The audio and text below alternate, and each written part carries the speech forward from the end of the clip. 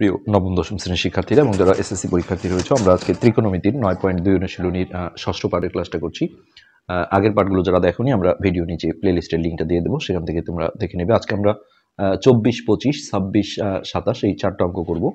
তো প্রথমে আমরা 24 নম্বরটা তুলে নিচ্ছি। এখানে একটা সমাধান অঙ্ক দেওয়া ছিল, যেটা অঙ্কটা ছিল এরকম যে cos square theta minus sine square theta সমান ডান পাশে ছিল হচ্ছে 2 মাইনাস 5 cos থিটা। তো এইখান থেকে সমাধান বলতে আমাদের এখানে থিটার মানটা বের করতে হবে। তো এখানে যখন আমরা দেখব যে একদিকে সাইন স্কোয়ার আছে, একদিকে cos স্কোয়ার আছে বা cos আছে, তো এক্ষেত্রে আমরা cos স্কোয়ারকে চেঞ্জ করে 1 মাইনাস সাইন স্কোয়ার থিটা লিখতে পারি, অথবা সাইন স্কোয়ার থিটাকে চেঞ্জ করে 1 মাইনাস cos স্কোয়ার লিখতে পারি। কিন্তু আমরা আসলে কোনটা করব এটা ডিপেন্ড করে এখানে যেটা স্কোয়ার ছাড়া যে রাশিটা আছে, অর্থাৎ cos থিটা। তো সেক্ষেত্রে তখনই এটা বুঝতে হবে যে এটা সাইন স্কোয়ারটাকে চেঞ্জ করে cos স্কোয়ারে আনতে হবে। অর্থাৎ আমাদের একটা সূত্র ছিল যেটা হচ্ছে sine square theta plus cos square theta সমান সমান 1। তো এখান থেকে আমরা দেখো সাইন স্কোয়ার থিটার একটা আমরা যদি মান বের করি, সাইন স্কোয়ার থিটা সমান এই cos স্কোয়ারটা যদি ওই পাশে পাঠাই তাহলে 1 মাইনাস cos স্কোয়ার থিটা। তো এই জায়গাটায় আমরা এই সাইন স্কোয়ার থিটার বদলে এই কাজটা করব, আর এই cos স্কোয়ার থিটাটা আমরা ঠিক রাখবো এবং অন্য সবকিছুই আমরা ঠিক রাখবো। cos স্কোয়ার থিটা মাইনাস এইখানে আমরা সাইন স্কোয়ার থিটার বদলে এটা লিখবো যে 1 মাইনাস cos স্কোয়ার থিটা। আর এইদিকে যা ছিল এগুলো আমরা সব ঠিক রাখবো, 2 মাইনাস 5 cos থিটা। এবার এইটা আমরা মাইনাসটা দিয়ে এই ভেতরটা গুণ করে দেব। গুণ করলে যেটা হবে cos স্কোয়ার থিটা মাইনাস 1, আর এটা মাইনাসে মাইনাসে প্লাস হয়ে যাবে, প্লাস cos স্কোয়ার থিটা সমান হচ্ছে 2 মাইনাস 5 cos থিটা। তো এবার আমরা সবগুলো এক পাশে নিয়ে আসবো, বাম পাশে নিয়ে এসে এটা আসলে কখনো দেখা যায় যে মিডিল টার্ম করতে হয়, কখনো নর্মালিও সমাধান হয়ে যায়। তো আমরা সবগুলো যদি এই পাশে আনি, তার আগে এখানে আমরা cos স্কোয়ার থিটা আর cos স্কোয়ার থিটা এই দুটো যোগ করে দিলে 2 cos স্কোয়ার থিটা হবে এটা। তারপরে এইটা আমরা ওর পাশে দিই, প্লাস হচ্ছে 5 cos থিটা, আর এখানে ছিল মাইনাস 1, আর এই 2টা প্লাস ছিল, এবারে এসে মাইনাস হয়ে গেল, আর ডান পাশটা কিন্তু 0 হয়ে যাবে, যেহেতু আমরা ডান পাশের সবগুলোকে আসলে বাম পাশে ট্রান্সফার করে এনেছি।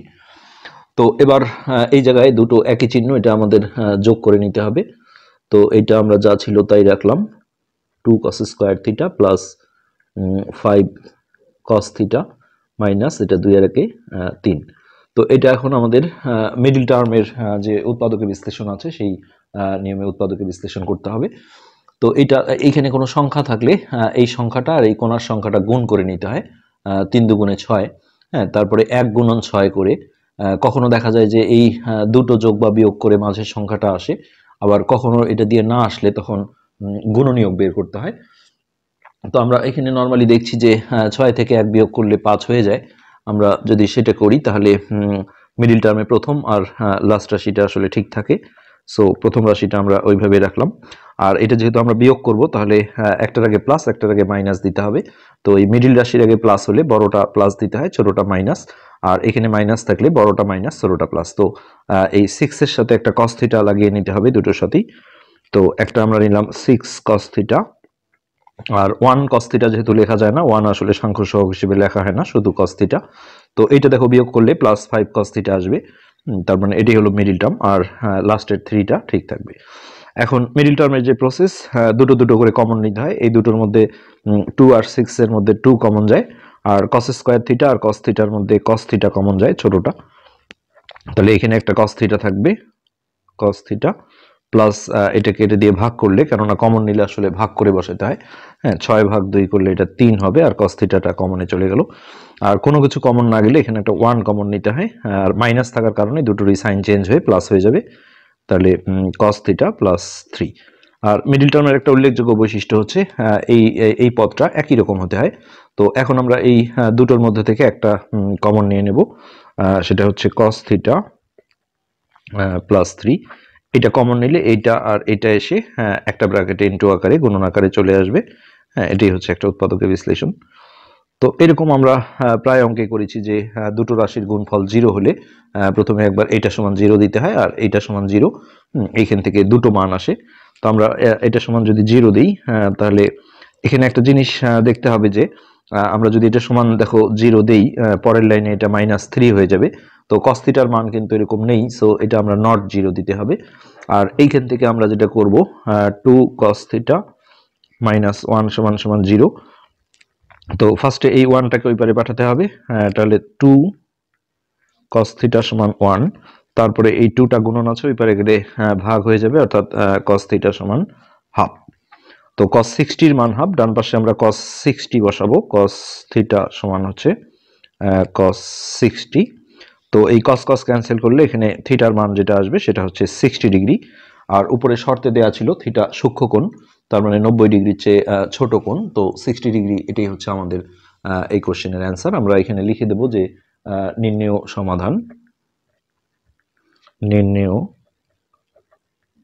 সমাধান থিটা সমান 60 ডিগ্রি, এটাই হচ্ছে আমাদের 24 নম্বরের অ্যান্সার। তো এরপর আমরা 25 নম্বরে যাচ্ছি। এখানে পরপর কয়েকটা অঙ্কই আসলে সমাধান দেয়া আছে, সমীকরণ। তো এটা এমন ছিল যে 2 sin square theta plus 3 cos theta -3 সমান 0। তো এখানে শর্ত দেওয়া আছে থিটা সূক্ষ্মকোণ হতে হবে। তো এখানে যেহেতু কোনো স্কয়ারই নেই, এটা চেঞ্জ করা সম্ভব না। তো এই সাইন স্কয়ারটাকে চেঞ্জ করে আমরা এখানে যেটা দেখলাম যে সাইন স্কয়ার থিটা সমান 1 - cos স্কয়ার, এই ফরম্যাটে আমরা লিখব। আর বাইরের 2টা রেখে আমরা এখানে ব্র্যাকেটে লিখব 1 - cos স্কয়ার থিটা। আর এগুলো যেমন ছিল সেইভাবেই রাখবো, 3 cos থিটা -3 = 0। এবার এই 2টা দিয়ে আমরা এই ভিতরে গুণ করে দেব, 2 কে 2, আর এটা হবে -2 cos স্কয়ার থিটা। আর এগুলো যেমন ছিল এইভাবে রেখে দিলাম, 3 cos থিটা -3 = 0। তো মিডল টার্ম করতে গেলে বড় পাওয়ারটা সামনে নিতে হয়, এটা আমরা সামনে নিলে -2 cos স্কয়ার থিটা, তারপরে এটা লিখবো আমরা +3 cos থিটা। আর এইটা আর এটা দেখো ভিন্ন ভিন্ন চিহ্ন, একটার আগে প্লাস একটার আগে মাইনাস, একবারে ভিন্ন চিহ্ন থাকলে বিয়োগ হয় আর বড় সংখ্যার আগের চিহ্নটা আসে, অর্থাৎ -1 হবে এটা। তারপরে আসলে মাইনাস সামনে রেখে মিডল টার্ম করাটা একটু অনেকের কাছে সমস্যা মনে হয়। এইসব ক্ষেত্রে ডান পাশে যেহেতু 0 আছে, আমরা এখানে একটা মাইনাস কমন নিয়ে নিলে খুব সুন্দর হবে, কারণ এই মাইনাসটা ওই পাশে গিয়ে 0ই হয়ে যাবে। আর মাইনাস কমন নিলে এই চিহ্নগুলো চেঞ্জ করে দিতে হয়। তো এটা প্লাস হয়ে গেল, এটা প্লাস ছিল, এটা মাইনাস হয়ে গেল, তারপর এটা মাইনাস ছিল, এটা প্লাস হয়ে গেল। আর নেক্সট লাইনে আমরা মাইনাসটাকে ওই পারে পাঠিয়ে 0 করে দিলাম। এটা আর দেখাতে হবে না, জাস্ট আমরা মাইনাস ছাড়া একটা লাইন লিখব, ভিতরে যা যা ছিল এগুলোই থাকবে, cos থিটা +1 = 0। এখন আমরা এটা মিডল টার্ম করব। এই পাশে দেখো 2 আছে, এই পাশে 1 আছে, তাহলে 2 কে 2 অর্থাৎ 1 × 2। তো 2 এর আর গুণনীয়কও বের হবে না, 2 আর 1 যোগ করলেই 3 চলে আসে। আর মিডল টার্ম যখন যোগ করে আসে তখন একই চিহ্ন দিতে হয়, মাঝে যদি মাইনাস থাকে তাহলে দুটোই মাইনাস, প্লাস থাকলে দুটোই প্লাস। আর এই প্রথম পদ আর লাস্ট পদটা ঠিক থাকবে। তাহলে 2 cos স্কয়ার থিটা, আমরা একটা নেব -2 cos থিটা, যে কোনো একটা আগে লেখা যাবে। আর 1 যেহেতু সংখ্যা সহগ হিসেবে লেখা হয় না, শুধু cos থিটা, আর লাস্টে ছিল +1। তো এই দুটো দেখা একই চিহ্ন থাকলে এটা ওই চিহ্নটাই আসে আর যোগ হয়, তাহলে 2টা cos থিটা আর একটা cos থিটা মিলে 3টা cos থিটা। এবার আমরা দুটো দুটো করে কমন নেব। এই দুটোর মধ্যে থেকে 2 cos থিটা কমন যায়, 2 cos থিটা, তাহলে এখানে থাকে একটা cos থিটা মাইনাস এখানে 1 থাকে, যেহেতু এটা পুরোটাই মিলে গেল। আর কোনো কিছু কমন না গেলে এখানে একটা 1 কমন নেব, কিন্তু সামনে যেহেতু মাইনাস আছে এদের চিহ্নগুলো চেঞ্জ হয়ে যাবে, এটা মাইনাস ছিল প্লাস হয়ে গেল, আর এই প্লাসটা মাইনাস হয়ে গেল। হ্যাঁ, তাহলে এই জিনিসটা দেখো আবার একই চলে আসছে, আমরা ওই জিনিসটা কমন নিয়ে নেব। তো cos থিটা -1, এটা যদি কমন নেই তাহলে এটা আর এটা আসে ইনটু আকারে এখানে চলে আসবে। হ্যাঁ, এটাই উৎপাদকের বিশ্লেষণ। এবার আমরা এই দুটোর একবার এটা সমান 0 দেব, একবার এটা সমান 0 দেব। তো অতএব cos থিটা -1 = 0। আগে দেখতে হয় যে এরকম cos থিটার মান আসলে আসছে কিনা। হ্যাঁ, এখানে এটা নট 0 দেওয়ার কারণ ছিল যে এটা এই পারে গেলে -3 হবে, cos থিটার কিন্তু এরকম কোনো মান নেই, ওই জন্য নট 0। তো এবার আমরা 1টাকে এই পাশে পাঠিয়ে দিই, তাহলে cos থিটা সমান হচ্ছে 1। তারপরে এখানে cos কত ডিগ্রির মান 1, সেটা আমরা বসাবো। cos 0 ডিগ্রির মান হচ্ছে 1, তো এখানে cos থিটা সমান আমরা লিখব cos 0 ডিগ্রি। এখন cos cos ক্যান্সেল করলে এখানে থিটা সমান আমরা একটা মান পাচ্ছি 0 ডিগ্রি। আর এইখানে আমরা এখন এটা সমান একবার 0 দেব, 2 cos থিটা মাইনাস 1 সমান সমান 0। তাহলে বা ফার্স্টে এই 1টাকে ওই পাশে পাঠিয়ে দিতে হবে, 2 cos থিটা সমান 1। তারপরে এই 2টা গুণন ছিল, ওই পারে গেলে ভাগ হয়ে গিয়ে এটা হাফ হয়ে যাবে, cos থিটা সমান হচ্ছে হাফ। তারপরে এখানে আমরা cos 60 এর মান বসাবো, cos থিটা সমান হচ্ছে cos 60। এবার আমরা দুই পাশ থেকে cos ক্যান্সেল করলে থিটার মান পাবো 60 ডিগ্রি। তো উপরে আসলে শর্ত দেয়া ছিল যে থিটা সূক্ষ্মকোণ হতে হবে। তো 0 ডিগ্রি কোণকে সূক্ষ্মকোণ ধরে না, 90 ডিগ্রির চেয়ে ছোট কোণকে সূক্ষ্মকোণ বলে। এই জন্য এখানে অ্যান্সার কিন্তু আমাদের শুধু এটা দিতে হবে। কখনো কখনো শর্ত যদি এটা দেয় যে থিটার মান 0 সমানও হতে পারে, তাহলে এটাও অ্যান্সার দিতে হবে দুটোই। এখানে আমরা লিখব থিটা সমান 0 ডিগ্রি গ্রহণযোগ্য নয়। গ্রহণযোগ্য নয় কারণ থিটা সূক্ষ্মকোণ। সূক্ষ্মকোণ মানে হচ্ছে 90 ডিগ্রির চেয়ে ছোট কোণ, কিন্তু 0টাকে সূক্ষ্মকোণ ধরা হয় না। হ্যাঁ, অতএব তাহলে থিটা সমান হচ্ছে আমাদের 60 ডিগ্রি। এটি আমাদের নির্ণয় সমাধান এবং এটি আমাদের 25 নম্বরের অ্যান্সার। তো আমরা আজকের পার্টে আরো দুটো অঙ্ক করব, 26 আর 27। এবার আমরা 26 নম্বর অঙ্কটায় যাচ্ছি। 26। তো এটাও সমাধান।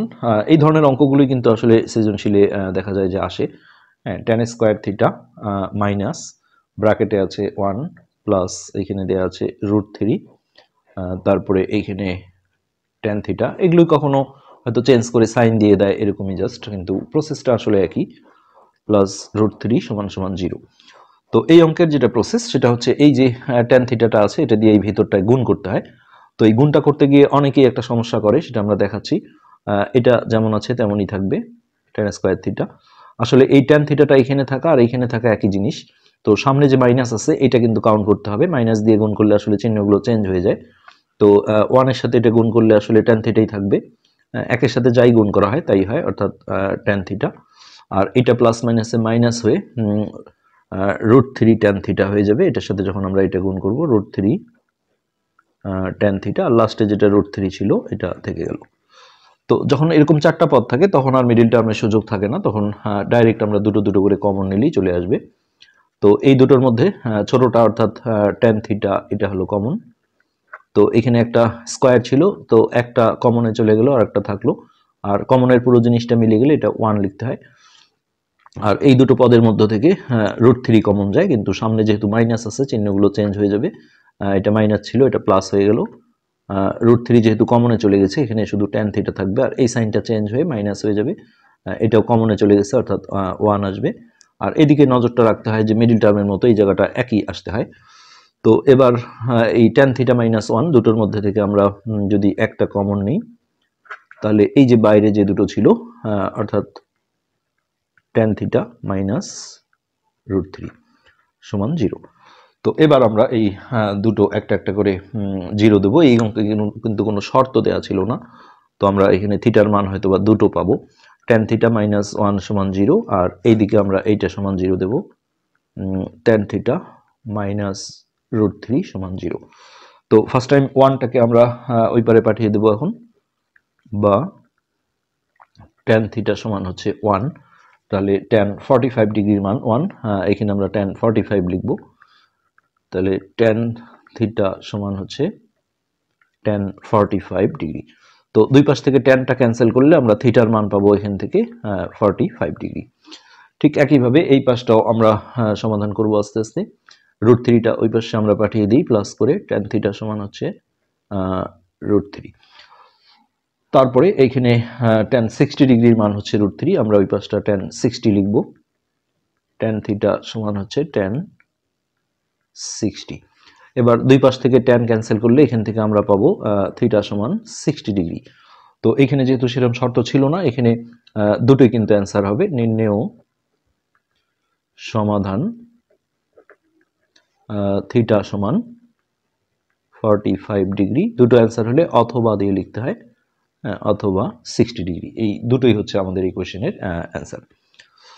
এরপর আমরা 27 নম্বরটা দেখছি। এটা একদম সোজা অঙ্ক, প্রথম দিকে যে অঙ্কগুলো ছিল ঠিক সেই রকম একটা অঙ্ক। মান নির্ণয় করো বলা হয়েছে। তো প্রদত্ত রাশি হিসেবে আমরা অঙ্কটা তুলে নিই। প্রদত্ত রাশি, তাহলে 3 cot square 60 degree plus 1/4 cosec square 30 degree, cosec square 30 degree, এগুলো তো জাস্ট মানগুলো বসিয়ে দিলেই অঙ্ক হয়ে যাবে।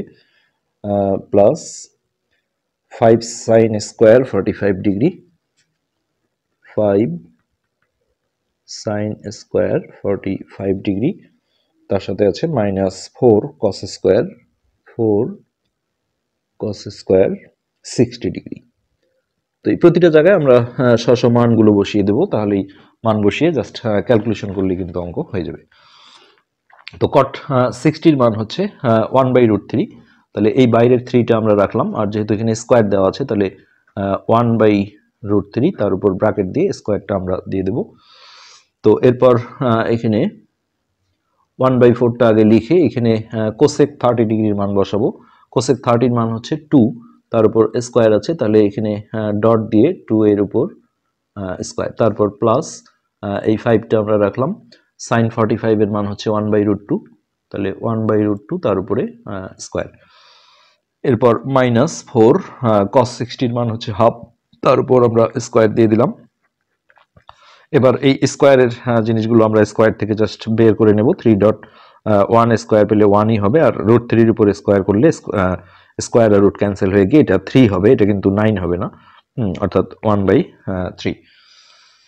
নেক্সট এখানে আমরা কাজ করি, 1/4 থাকলো, আর 2 এর স্কোয়ার করলে এটা হচ্ছে 4.4 প্লাস এখানে 5 ডট এটা 1 এর স্কোয়ার করলে 1 হয়, আর √2 উপর স্কোয়ার করলে স্কোয়ার আর রুট ক্যান্সেল হলে এটা 2 থাকে, -4 এটা 1 হয় আর নিচে 4 হয়, অর্থাৎ 1/4। এবার এই গুণনের কাজগুলো আমরা করব। এখানে উপরের আর নিচে 3 কাটা যায়, এখানে 4 কাটা যায়, এখানেও দেখো 4 কাটা যায়। তো এখানে কিন্তু 1 কাউন্ট করতে হবে। এটা নর্মালি যদি এদিকে গুণন সম্পর্ক থাকতো তাহলে গুণনের সময় 1 এর ভ্যালু নাই, কিন্তু যোগ বিয়োগের সময় অবশ্যই ভ্যালু আছে, তো এখানে 1 লিখব। আর এখানেও দেখো কাটাকাটি গিয়ে একটা 1 আছে, সো +1। আর এইটা এই 5টা আমরা উপরে দিয়ে দেব, পূর্ণ সংখ্যা লবের সাথে গুণ হয়, অর্থাৎ 5/2, আর এটা হবে -1। তো এখানে +1 দুটোর সাথে এখানে -1 একটা আমরা কেটে দিই, তাহলে সুবিধা হবে। তারপর এটা আমরা ফ্রেশ করে রেখি, 1 + 5/2। তো ভগ্নাংশের যোগ বিয়োগ তোমরা জানো লসাগু করে করতে হয়। নিচে যদি 1 ধরি, 1 আর 2 এর লসাগু হবে 2, 1 দিয়ে এটাকে ভাগ দিলে 2 বার যায়, 2 দিয়ে উপরে গুণ করলে 2, আর 2 দিয়ে 2 কে ভাগ করলে 1, 1 দিয়ে এটাকে গুণ করলে 5, অর্থাৎ 7/2। এটা হচ্ছে আমাদের এই কোশ্চেনের অ্যান্সার, 7/2। তো এটা চাইলে আমরা মিশ্র ভগ্নাংশ করতে পারি সমস্ত, আর না হলে এইভাবে অ্যান্সার রাখলেও কোনো সমস্যা নেই। তো এটি ছিল মূলত আমাদের আজকের পাঠের আলোচ্য বিষয়। আজকে পর্যন্তই, ধন্যবাদ।